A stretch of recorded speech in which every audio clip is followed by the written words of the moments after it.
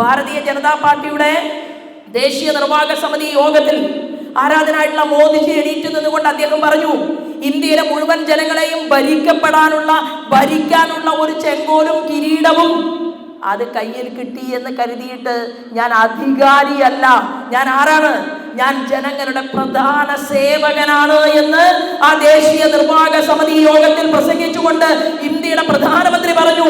നിങ്ങൾ ഓരോരുത്തരും അങ്ങനെ പ്രധാന സേവകരാണ് എന്ന് ജനങ്ങൾക്ക് പൂർണ്ണ ബോധ്യം വരുന്നുവോ, അന്ന് നമ്മുടെ നാട്ടിൽ ഭാരതത്തിൽ സ്വാമി വിവേകാനന്ദ സ്വാമികൾ പഴയ നരേന്ദ്രൻ സ്വപ്നം കണ്ടതുപോലുള്ള ഒരു ഭാരതം പൂർത്തീകരിക്കപ്പെടും എന്ന് പറഞ്ഞിട്ടുണ്ടെങ്കിൽ അതിലേക്ക് നടന്നെടുക്കാനുള്ള ഒരു ദിശാസൂചിക മാത്രമാണ് നമ്മുടെ ആലപ്പുഴ പാർലമെന്റ് മണ്ഡലത്തിൽ നടന്നിട്ടുള്ള ഈ തെരഞ്ഞെടുപ്പിലെ നമ്മുടെ മുന്നേറ്റം എന്ന് പറയുന്നത്.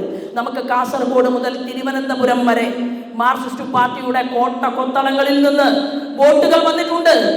ഞാൻ എൻ്റെ മാർക്സിസ്റ്റ് പാർട്ടിയിൽ നിന്നുകൊണ്ട്, അല്ലെങ്കിൽ നിങ്ങൾക്കത് മതിയായി എന്ന് മനസ്സിലാക്കിക്കൊണ്ട് നിങ്ങൾ ഞങ്ങളുടെ താമര ചിഹ്നത്തിൽ വോട്ട് നൽകി എന്നതിൻ്റെ പേരിൽ നിങ്ങളെ ഇല്ലായ്മ ചെയ്യാനോ കള പറിക്കാനോ നാട്ടിലുള്ള ഓരോറ്റ ഒരുത്തനും കേരളത്തിലെ മാർക്സിസ്റ്റ് പാർട്ടിയുടെ തലപ്പത്തില്ല എന്ന് പ്രഖ്യാപിച്ചുകൊണ്ട് നിങ്ങളോടൊപ്പം ഞങ്ങൾ ഉണ്ടാകുമെന്നുള്ളതാണ് ഞങ്ങൾ നിങ്ങൾക്ക് നൽകുന്ന വാക്ക്.